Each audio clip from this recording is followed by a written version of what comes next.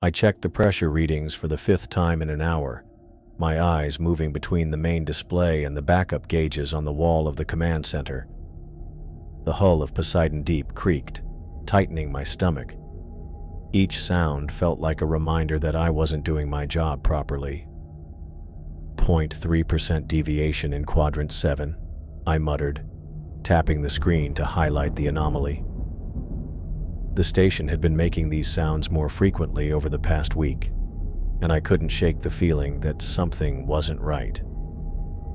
Behind me, Daisy and Noah continued their work without looking up.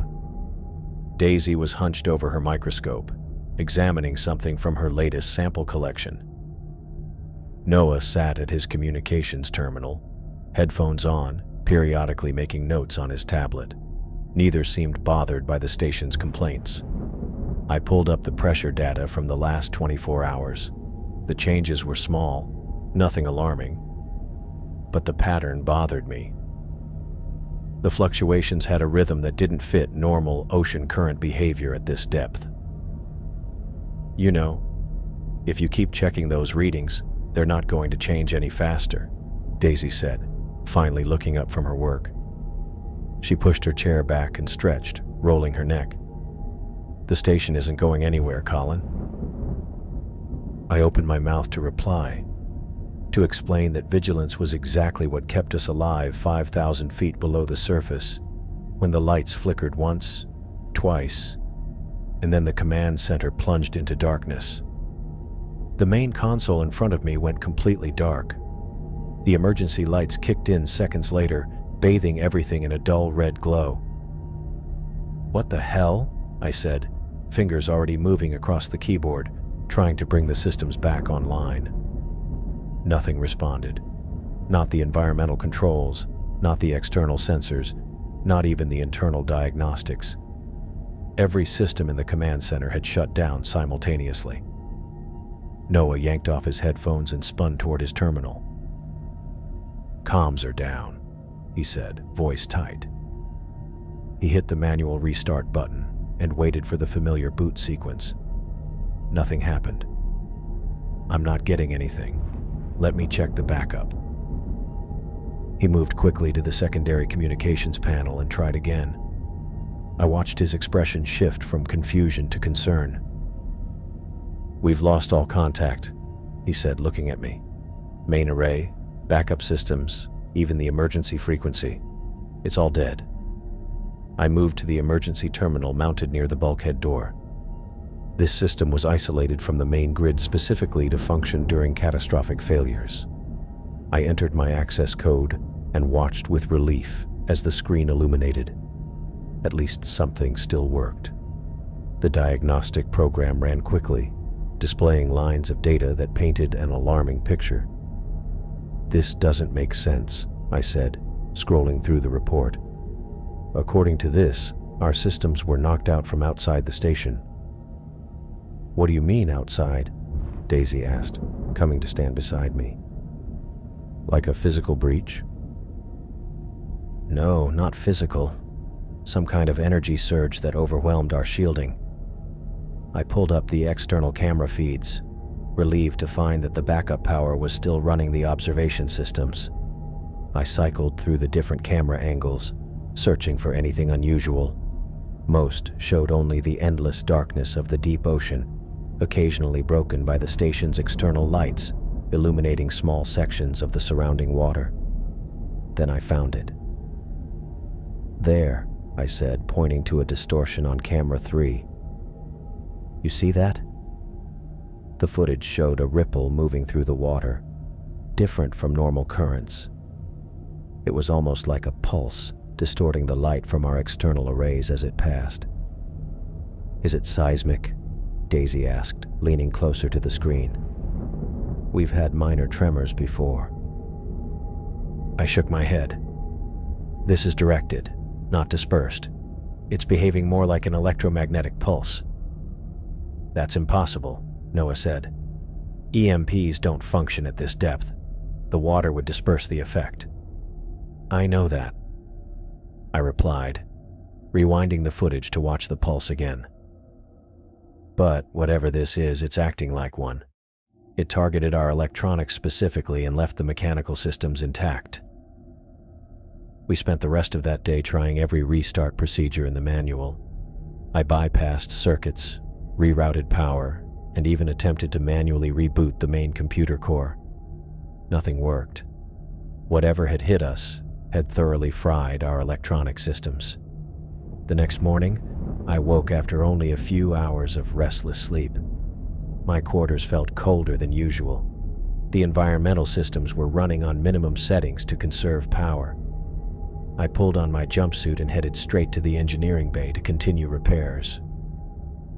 Noah was already there, dark circles under his eyes suggesting he hadn't slept much either. He'd taken apart one of the communication arrays and had parts spread across the workbench. "Any luck?" I asked, though his expression already gave me the answer. "Nothing," he said. "I've tried reconfiguring the broadcast frequency, boosting the signal strength, even attempted to patch into the emergency beacon system directly. It's like something is actively blocking our transmissions." I spent that entire day elbow deep in circuit boards and power conduits. Daisy helped where she could, but her expertise was in marine biology, not electronics. Noah focused entirely on communications, trying increasingly desperate methods to get a signal out. By the evening of the second day, exhaustion had set in. We gathered in the mess hall, the three of us picking at our food in silence. The reality of our situation was sinking in. We were completely cut off from the surface. "Life support is functioning normally," I said. "Oxygen generation, water filtration, and power systems are stable. We have enough supplies to last months. But no way to tell anyone up there that something's wrong," Daisy said quietly. "They'll notice when we miss our scheduled communication window," Noah added. "Standard protocol says they'll send someone to check on us if we go dark for 72 hours. I nodded, but didn't say what we were all thinking. That whatever had disabled our systems might still be out there. The pulse had been deliberate and targeted. Natural phenomena don't behave that way. We continued to work through the night, taking turns resting. But by the morning of the third day, it was clear our efforts weren't getting us anywhere. We remained completely cut off from the surface, with only the essential life support system still functioning. I stood in the observation bubble, staring out into the dark water surrounding us. The external lights cut through the blackness for maybe 30 feet before being swallowed by the abyss. Somewhere up there, thousands of feet above us, was the surface, the sun, and people who had no idea what was happening down here. I placed my palm against the cold glass, feeling the pressure of all that water between us and help. I noticed it first on external camera 3, a shadow, too large and too deliberate to be ocean debris or marine life. We were 3 days into our isolation, 3 days of failed communication attempts and system diagnostics that led nowhere. 3 days of watching Noah's shoulders slump a little more each time the comms array refused to connect. "Daisy, Noah, you need to see this." My voice sounded strange even to myself. Maybe it was the first time in hours I'd spoken above a mutter. I kept my eyes fixed on the monitor as they moved to my position, not wanting to look away even for a second. "What is it?" Noah asked, leaning over my shoulder. I pointed at the dark mass moving beneath our station lights. "That's not a current pattern." The shadow shifted, becoming more defined as it moved closer to our external illumination. At first, it appeared formless, but as it continued its approach, features began to emerge from the darkness. "My God," Daisy whispered, her hand gripping the edge of the console. The shape was massive, with what looked like a segmented exoskeleton that caught the light in ways organic material shouldn't. Parts of it reflected our lights with metallic gleams. while other sections seemed to absorb the illumination completely. But most striking were the crystalline structures jutting from its body at irregular intervals, catching our station lights and refracting them into eerie dancing patterns across the ocean floor. "That thing's bigger than a blue whale," Noah said, his voice thin with awe or fear. "Maybe both." I zoomed the camera out to try to capture the full scale of the creature. The action only confirmed Noah's assessment. It was enormous, easily dwarfing our station. The entity moved with purpose, not with the drifting motion of something caught in a current. Daisy had gone completely still beside me. Her typical scientific composure, the calm, analytical demeanor she maintained even during equipment failures or research setbacks, had vanished. Her face had drained of color as she stared at the monitor. "That's not natural," she said flatly. "Look at the integration between the biological tissue and those metallic components. It's too perfect, too deliberate." I adjusted the camera again, trying to get a clearer image of the junction points she was referring to. She was right. Where metal met tissue, there was no scarring, no rejection. They flowed into one another as if they had always been a single organism. The creature continued its approach until it positioned itself directly above our station. The lights from above dimmed and then disappeared completely as the massive entity blocked all illumination from the surface. "It's directly overhead now," I said, switching to the top-mounted cameras. The view was overwhelming. A vast underside of segmented plates and glowing crystalline protrusions. Some of the crystal structures pulsed with their own inner light, creating patterns that seemed almost like a language. A vibration traveled through the hull, subtle at first, then building into a rhythmic thumping that made the fixtures around us rattle. "What's happening?" Noah asked, gripping the back of my chair. "It's scanning us," I realized, feeling the vibrations through my feet. "Some kind of sonar, maybe. It's mapping our station." The rhythmic pulses continued for several minutes, traveling from one end of the station to the other in a methodical pattern. The creature was thorough, missing nothing. "I'm going to call it the Architect," Daisy said suddenly. Her voice had regained some of its scientific detachment, as if naming the thing could somehow make it less terrifying. "The Architect?" Noah looked at her. "Look at how it's constructed. The precision, the integration of disparate materials. Whatever that thing is, it wasn't born. It was designed. Or it designed itself." I nodded slowly. The name fit, though I wasn't sure why giving it a name made me more uneasy than I already was. The Architect remained motionless above us after completing its scan. Minutes stretched into an hour, then 2. I documented everything through our external cameras, taking still images when possible and recording video when the system allowed it. We needed evidence. We needed people on the surface to understand what we'd found down here when, if, we returned. "What do you think it wants?" Noah asked after the 3rd hour of the creature's silent vigil. I shook my head. "I don't know. But it's not just watching us." "What do you mean?" Daisy looked at me. "The way it's positioned, the scanning, the way it's remained in place. It's studying the station," I said. "This isn't random curiosity. This is deliberate." "You think it's intelligent?" Noah's voice had dropped to a whisper. I looked back at the monitor where the Architect hung suspended above us, its crystalline structures still pulsing in those strange patterns. "I think whatever that thing is, it's making decisions. It disabled our communications first. Now it's taking its time to learn about us."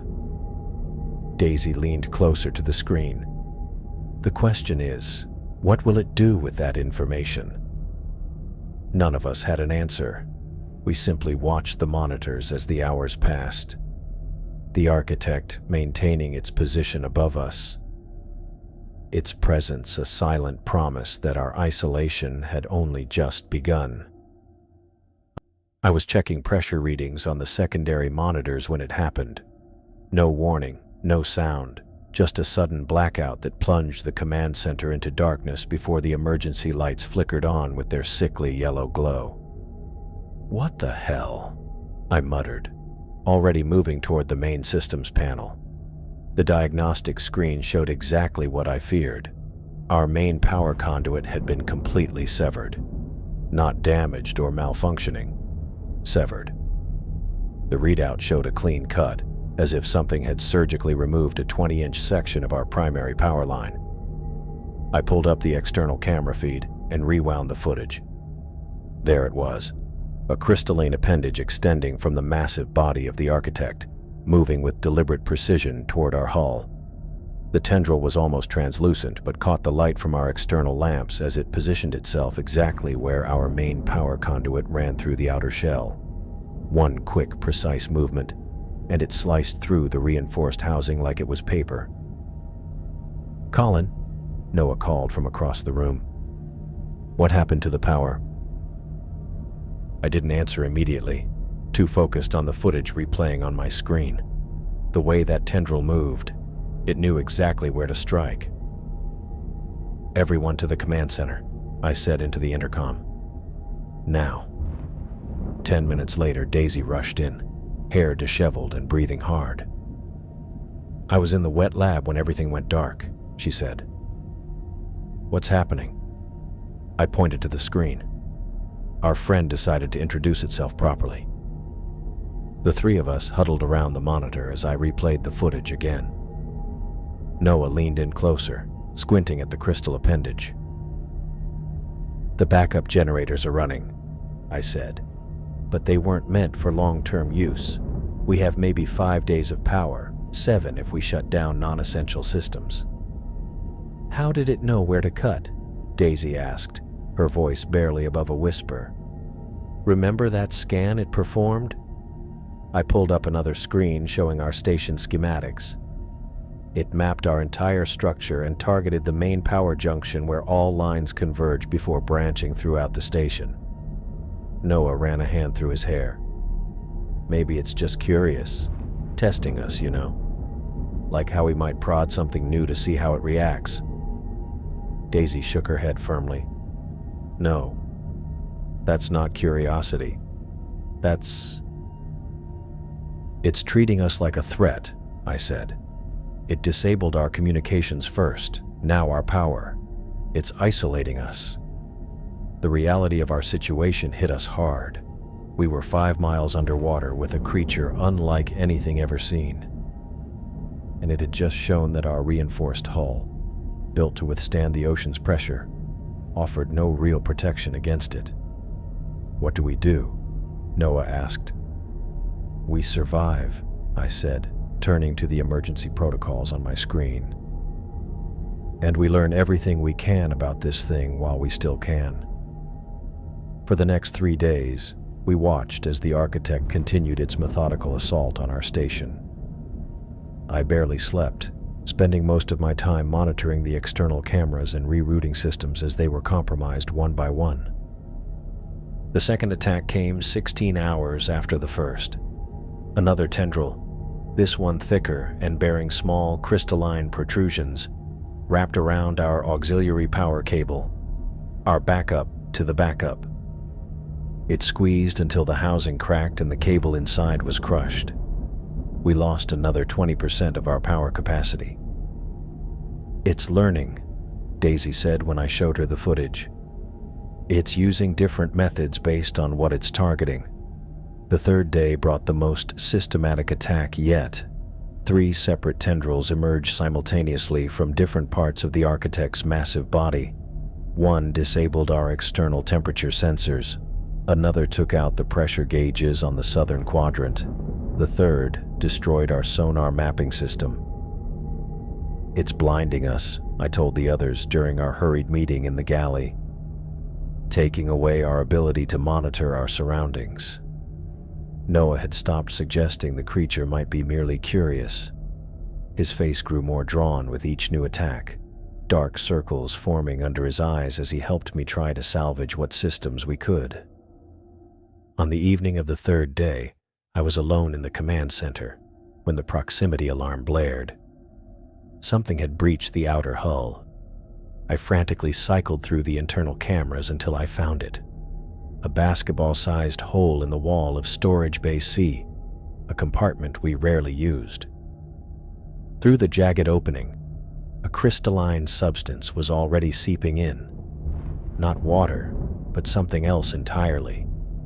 It spread across the inner wall like a living thing, pulsing with a faint bluish light that seemed to beat in a pattern similar to a heartbeat.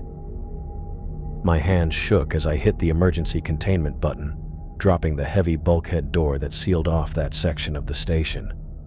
The indicator light turned red, confirming the seal was complete, but not before I saw the substance accelerate its growth, branching out in vein-like patterns across the storage bay floor. "Daisy, Noah," I called through the intercom, my voice sounding strange even to my own ears. "Command center, emergency." They arrived together, both looking haggard and worn from days of constant stress. "We have a breach," I said, putting the camera feed on the main screen. The three of us watched in silence as the crystalline material continued to spread across every surface of the sealed storage bay. It moved with purpose, following the electrical conduits in the walls, wrapping around metal shelving, transforming everything it touched. "Oh my God," Daisy whispered. "It's not just attacking us." "No," I said, the terrible realization dawning on me as I watched the pulsing, growing crystal web. The architect isn't trying to destroy the station. It's trying to absorb it, to make it part of itself. The implication struck me hard. The attacks on our systems and the targeting of our weaknesses weren't just disabling us. They were preparing us. "It's assimilating us," I said, unable to tear my eyes from the screen where the alien substance continued its relentless spread through the sealed compartment. Like a virus takes over a cell. "The crystals aren't just growing on our hull, they're changing it," I said, pointing to the microscopic images on the lab monitor. "Look at these junction points. The material properties are being altered at a molecular level."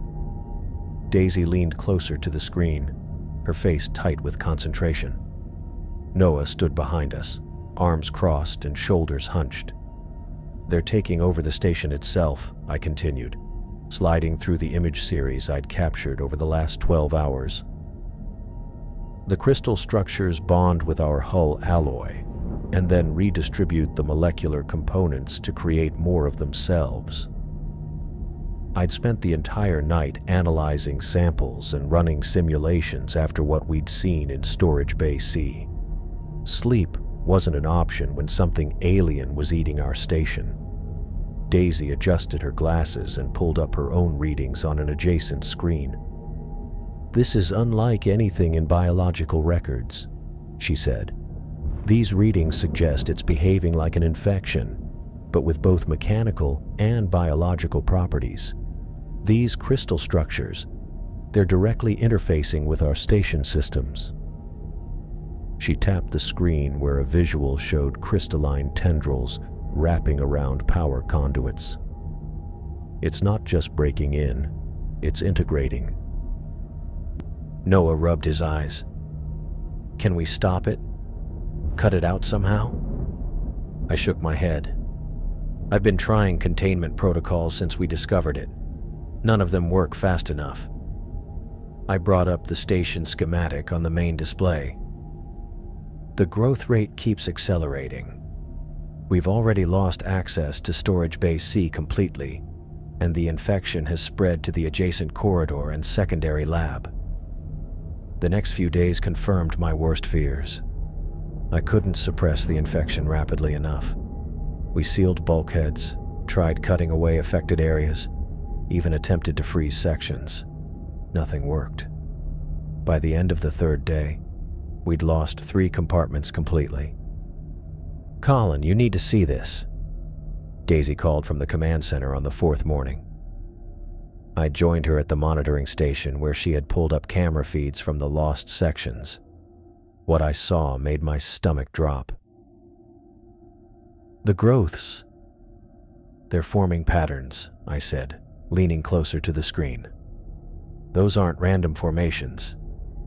The crystalline structures had organized themselves into intricate pathways that reminded me of neural networks, connecting directly to our electrical systems.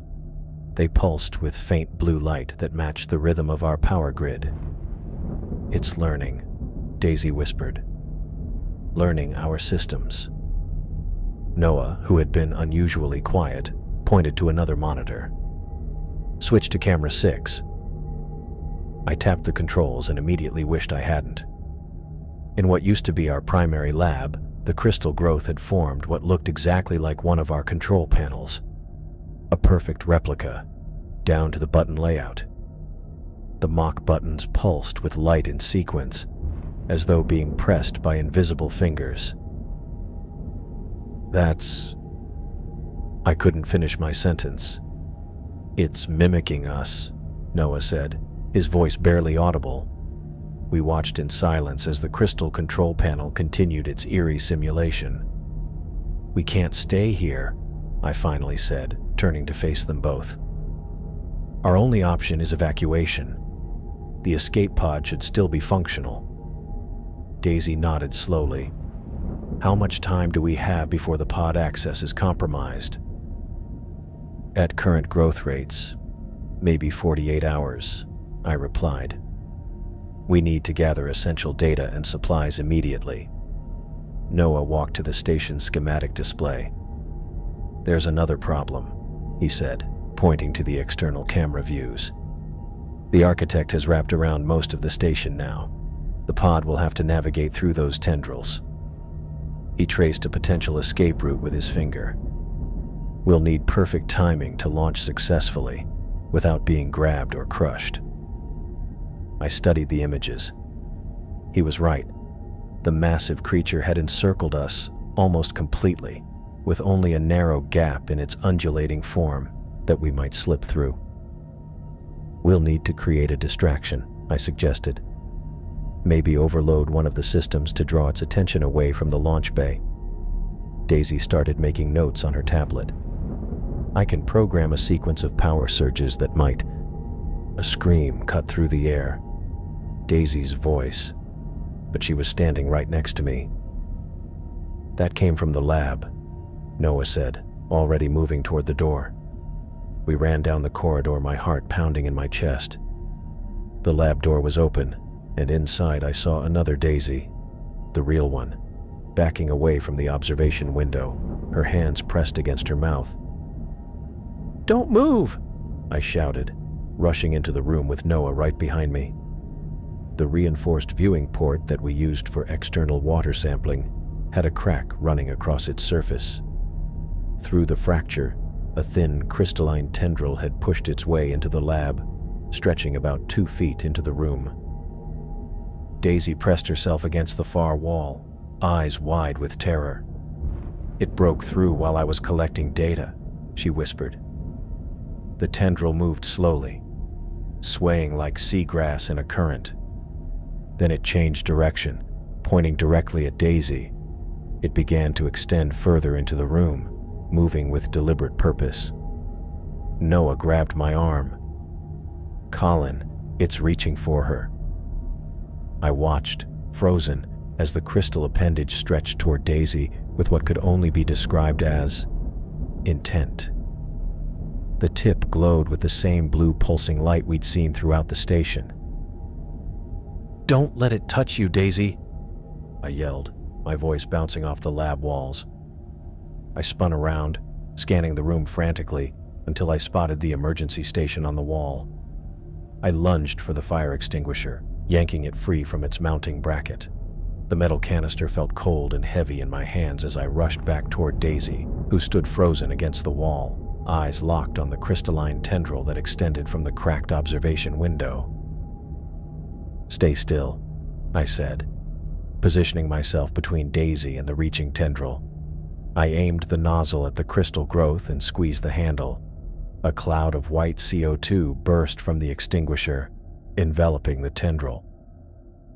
The crystal structure immediately responded, its movement slowing as frost formed across its surface. I kept spraying until the canister was nearly empty, watching as the tendril turned cloudy and rigid. "Noah, now!" I called out. Noah grabbed a metal chair from the workstation, lifted it over his head and brought it down hard on the brittle crystal. The impact created a sharp cracking sound as the tendril shattered, pieces scattering across the floor. The largest fragment, about the size of my palm, continued to pulse with a faint blue light. "It's still active," I said, keeping the extinguisher aimed at the fragment.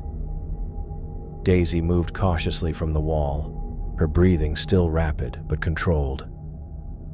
She grabbed a sample container from the nearby shelf and carefully approached the pulsing crystal shard. "Careful," I warned as she knelt down beside it. "I need to analyze this," she said, her voice steadier than I expected. With practiced precision, she used a pair of tongs to lift the fragment into the container and sealed it with a pressurized lid. This might be our only chance to understand what we're dealing with. I kept my eyes on the sealed container. Even through the reinforced glass, I could see the fragment continuing its rhythmic pulsing. "What about the rest of it?" I asked, gesturing toward the smaller pieces scattered across the floor. Noah was already moving, grabbing another container.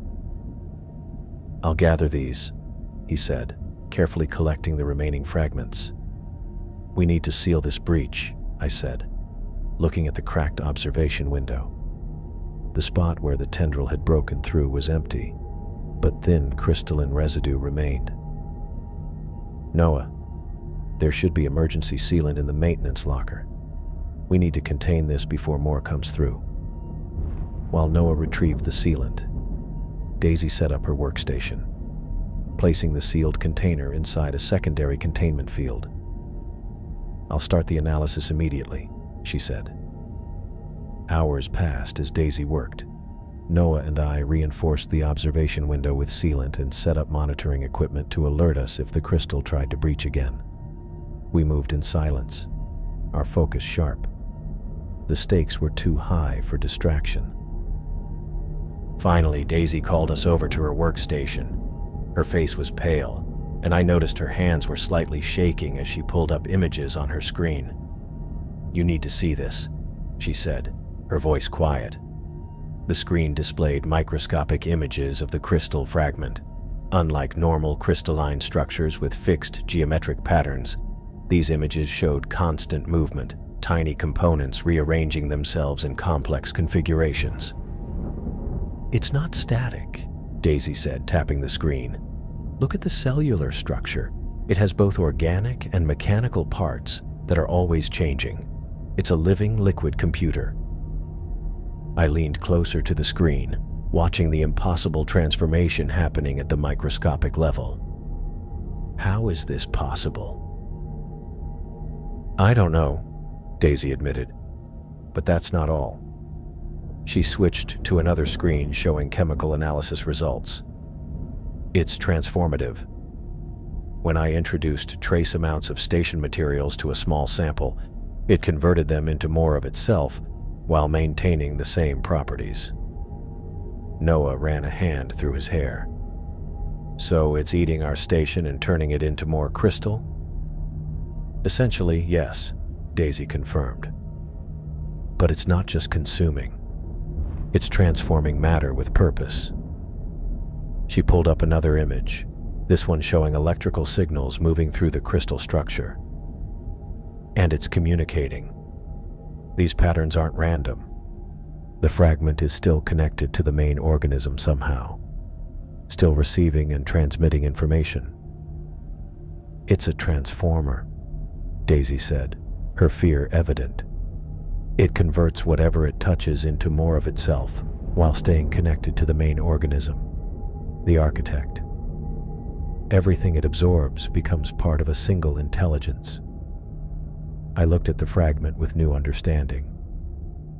So the architect isn't just attacking us. It's trying to make us part of itself. Yes, Daisy said. And based on these conversion rates, we have less time than we thought. We spent the rest of the day developing containment protocols and gathering essential supplies. The reality of our situation had shifted from bad to worse, and evacuation now seemed like our only option. We agreed to meet in the morning to finalize our escape plan. That night I couldn't sleep. I decided to check our remaining compartments, mapping possible routes to the escape pod. I moved through the dim corridors, logging which sections were still secure and which showed signs of crystal infiltration. I was in Corridor B when Noah's voice burst through the intercom, high-pitched and panicked. "Colin, help me. Please." His words came fast, almost running together. "It's got me. In the lab."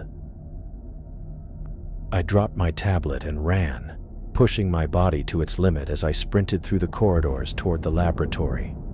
The distance seemed endless, each section of hallway stretching before me as Noah's voice echoed in my head.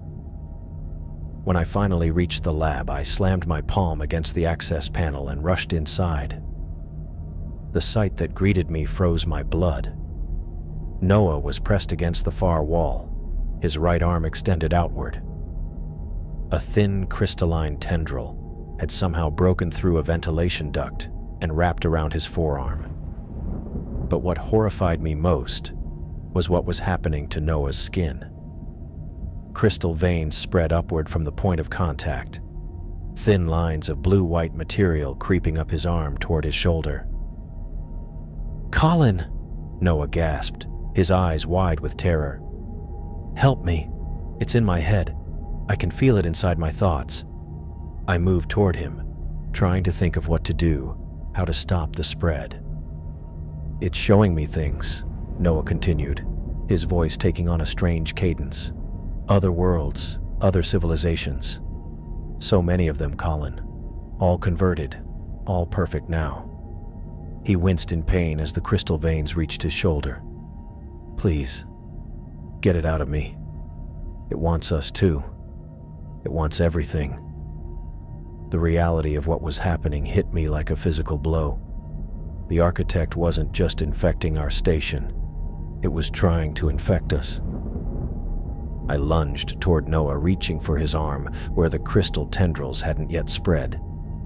His face was locked in a grimace, eyes wide with terror as the shimmering material crept up past his elbow, branching across his shoulder. "Noah, give me your hand," I shouted, stretching my fingers toward him. Daisy grabbed my shoulders and yanked me backward with surprising strength. "Colin, stop! It's too late!" I tried to shake her off. "We can still cut it away." "No, we can't." Tears ran down Daisy's cheeks, cutting clean lines through the dust on her face. "You saw my analysis. It's already in his bloodstream. It's too late." Her voice cracked. "We need to leave. Now." Noah's eyes locked with mine. The crystal had reached his neck, tiny filaments spreading across his jaw. "Go," he managed to say, his voice already taking on a metallic quality. "Don't let it take you too." I stood frozen, caught between desperate hope and crushing reality. The crystals moved like living mercury, flowing and pulsing as they consumed him. In the 20 years I'd spent engineering underwater structures, I'd made countless calculations about structural integrity, material strength, and human safety. But nothing had prepared me for calculating the value of a human life, especially one I couldn't save. Daisy pulled on my arm again, harder. "Colin, please. We have minutes at most." I made the hardest decision of my life. I backed away, each step heavier than the last, and hit the emergency containment panel beside the door. The laboratory sealed with a hiss of hydraulics and the metallic thunk of locking mechanisms engaging. Noah was still inside, the crystals now covering half his body, spreading across his chest and down his other arm. Through the reinforced window, I watched the transformation accelerate. The crystal structure seemed to pulse with energy now that it had a substantial host. Noah's mouth opened, but the sound that came through the intercom wasn't human anymore. It began as Noah's voice, a scream of pain or fear, but quickly transformed into an eerie chorus of tones, overlapping and resonating like no instrument I'd ever heard. I slammed my hand on the intercom switch, cutting off the sound. My palm left a sweaty print on the metal. "Prepare the escape pod," I told Daisy, my voice sounding distant even to my own ears. "Get it ready for immediate launch." I turned to face her, my mind shifting from the horror behind me to our survival. "I'm going to set the station's reactor to overload." Her eyes widened. "You want to blow up Poseidon Deep? The explosion might damage the architect enough for us to escape. It's our only chance." I wiped my sleeve across my forehead. "We have 15 minutes to gather what we need and get to the pod." Daisy nodded, her scientific mind clearly running through the same calculations mine had.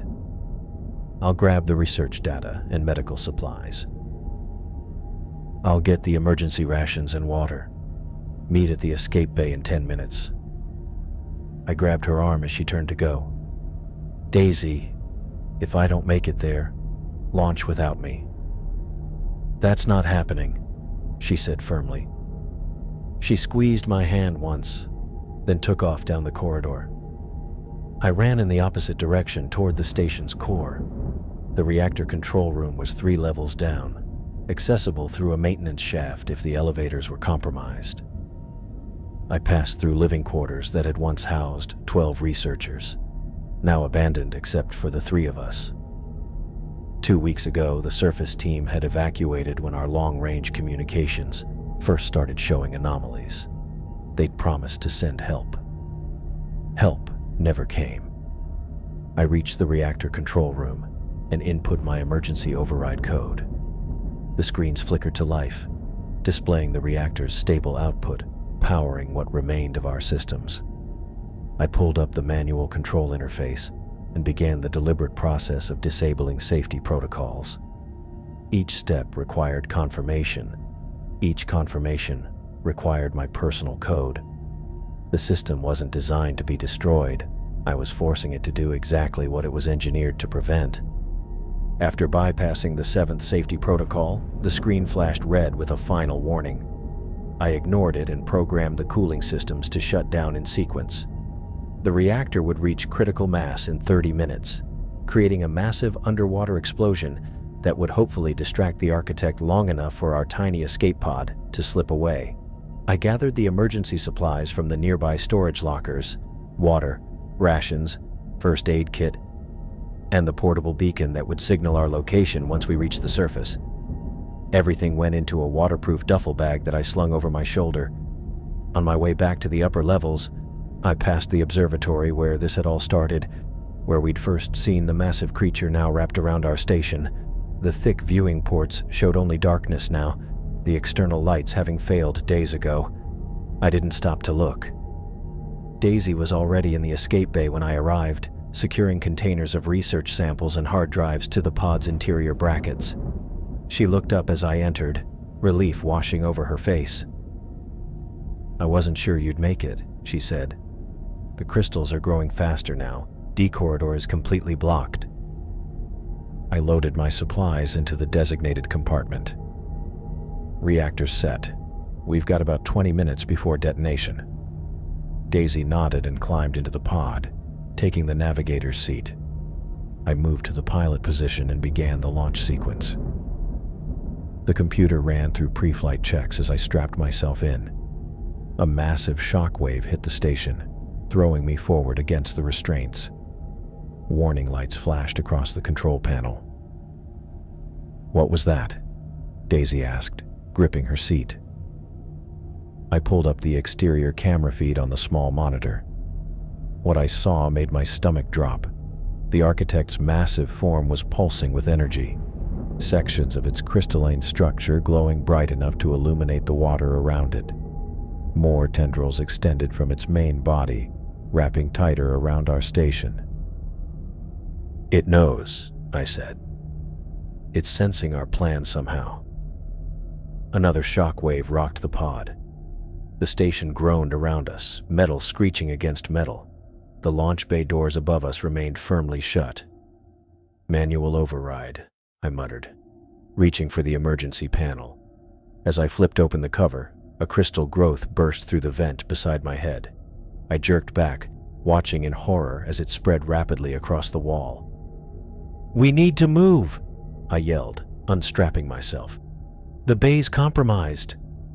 We abandoned the pod, rushing back into the station's corridors.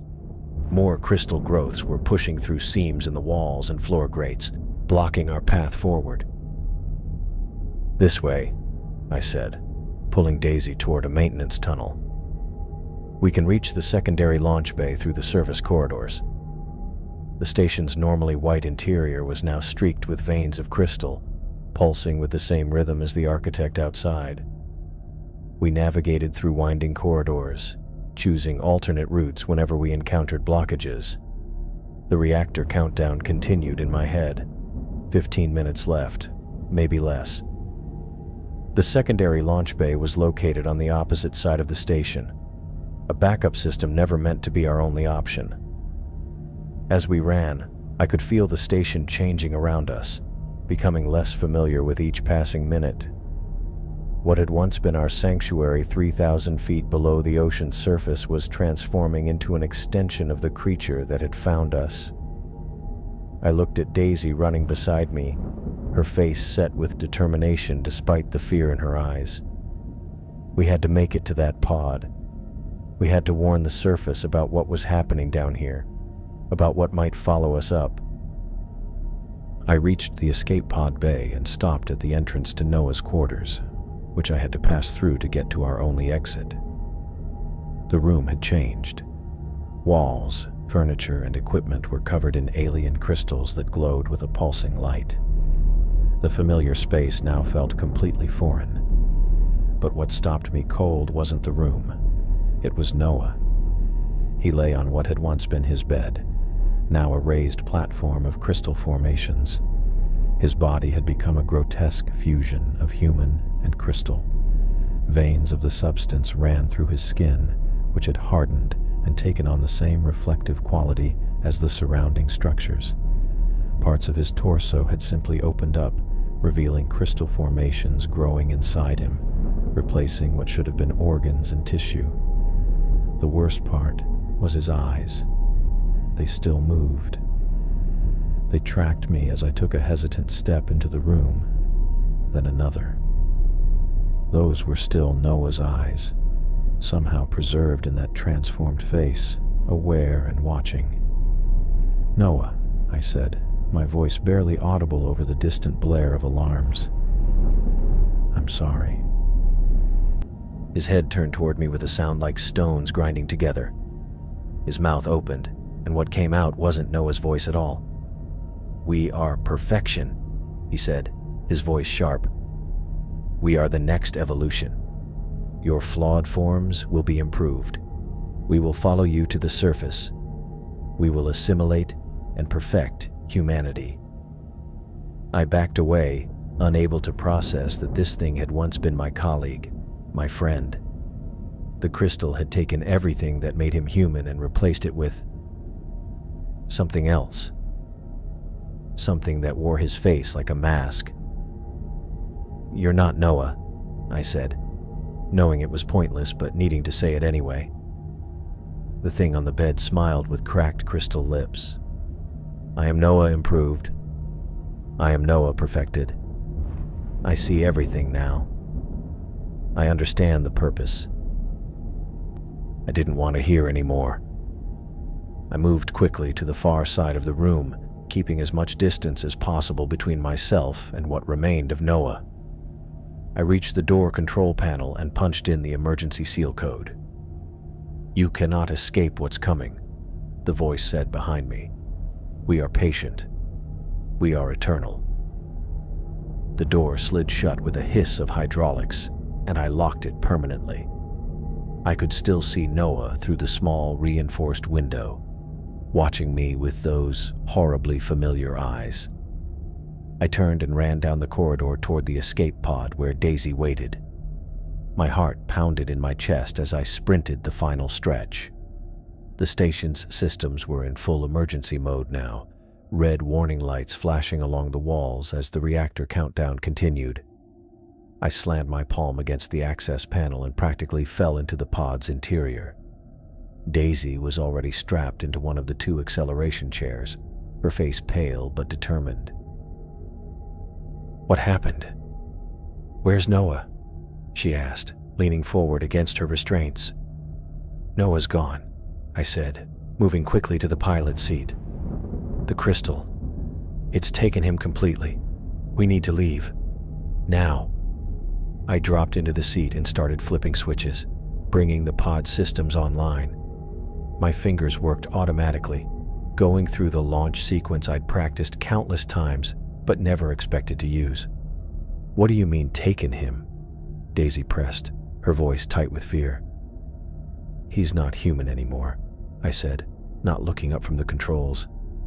"Whatever that thing is out there, Noah's part of it now, and he said they're coming for us next. Coming to the surface."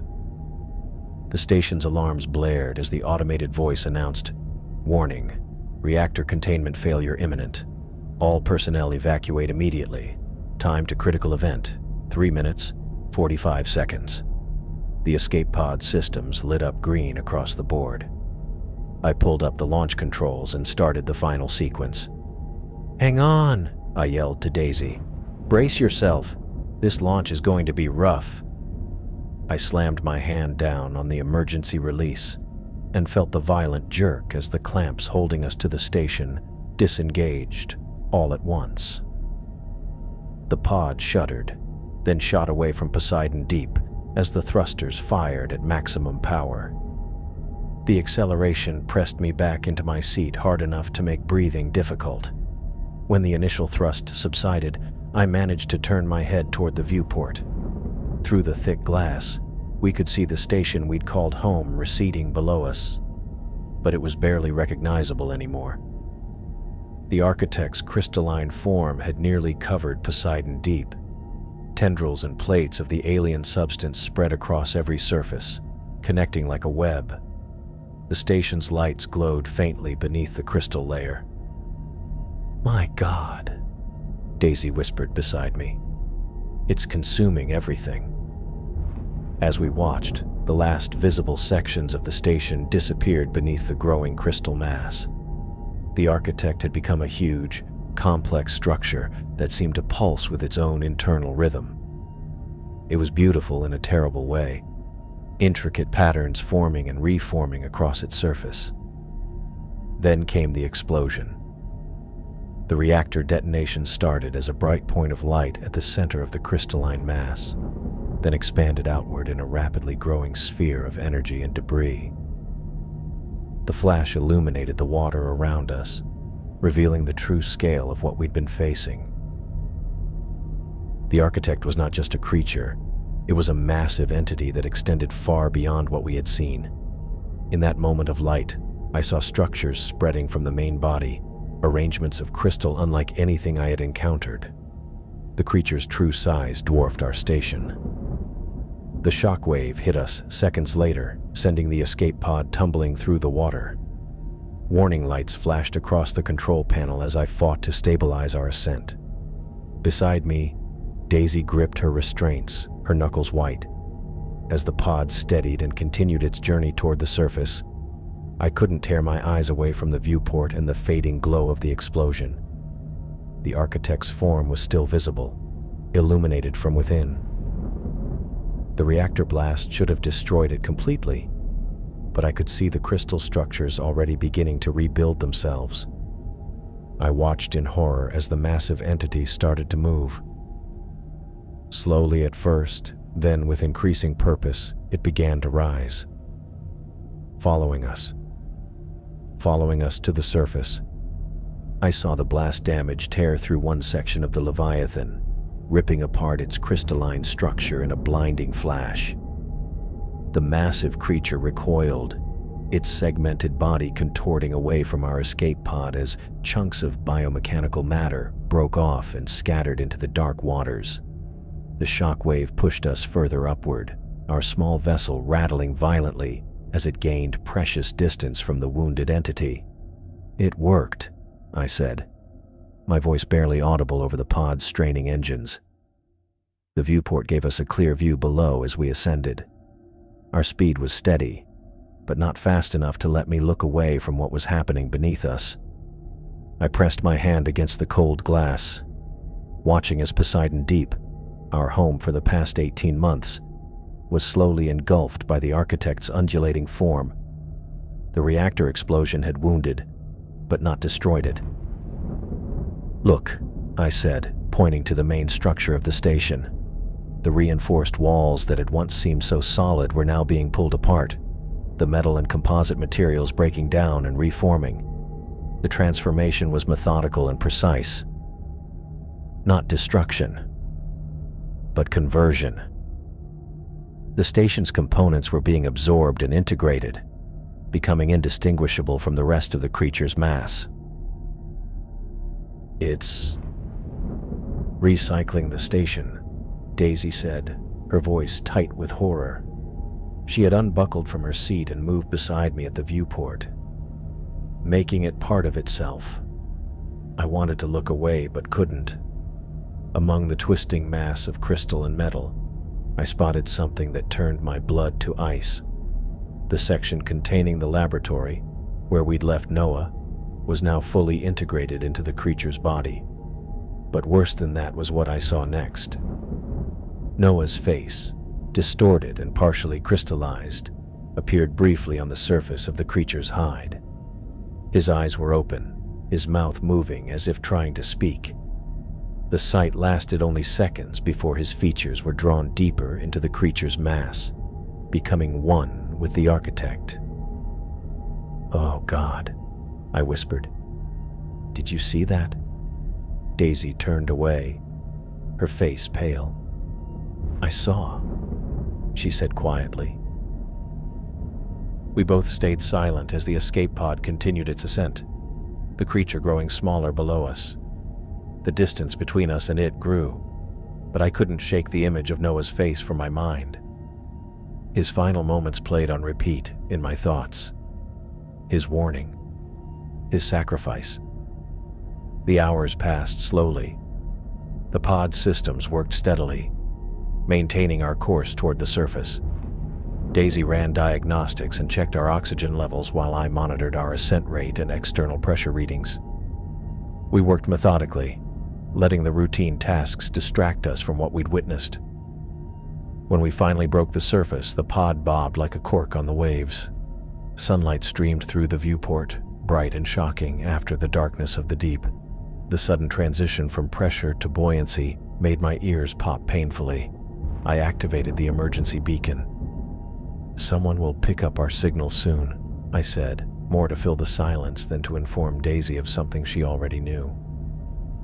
Daisy sat with her knees pulled up to her chest, looking out at the endless ocean surrounding us. "Do you think it's still down there?" she asked softly. "The architect. Do you think it's following us?" I turned to look at the water. The surface was calm, blue-green and peaceful, betraying nothing of the horror that lived below.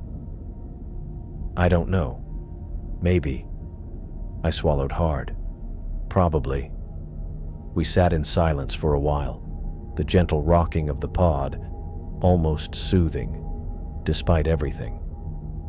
I found myself staring at the horizon, searching for any sign of an approaching vessel. The emergency protocols meant a rescue ship would be dispatched as soon as our beacon was detected. It was just a matter of time. "What did Noah say to you?" Daisy asked suddenly. "At the end, before you sealed the door." I closed my eyes, remembering Noah's distorted voice, the unnatural angle of his head as he spoke his final words. He said it wasn't just the architect. He said they're coming. I opened my eyes and looked at Daisy. "Not it. They. What does that mean?" I shook my head slowly. I think what we found down there isn't a singular anomaly. It's not just one creature that happened to find our station. The realization settled over me with terrible certainty. The architect is a harbinger, a scout maybe, or an advance party. For what? For whatever's coming next, I said. Something bigger, something worse. The data drive in my pocket felt suddenly heavy. I pulled it out and held it tight in my fist. It contained everything: our research, our observations, the analysis of the crystal structure, video footage of the architect, evidence of what we'd seen and what it meant. We need to warn them, I said to Daisy, holding up the drive. We have to make them understand what's happening. This is just the beginning. Daisy nodded, her expression grim but determined. Will it be enough? It has to be, I replied, though I wasn't sure I believed it. It's all we have. As the sun began to set, casting orange light across the water's surface, I spotted something on the distant horizon, a faint glimmer that grew steadier. Rescue lights. They're coming, I said, pointing to the lights. Daisy moved to my side, relief washing over her face. But as we watched our salvation approach, a new worry gnawed at me. Would anyone believe what we'd seen? Would they understand the threat before it was too late? The world above us was unprepared for what lurked in the depths, what might already be spreading, evolving, multiplying. I clutched the data drive tighter. We had survived to tell our story, but I wondered if humanity would listen in time.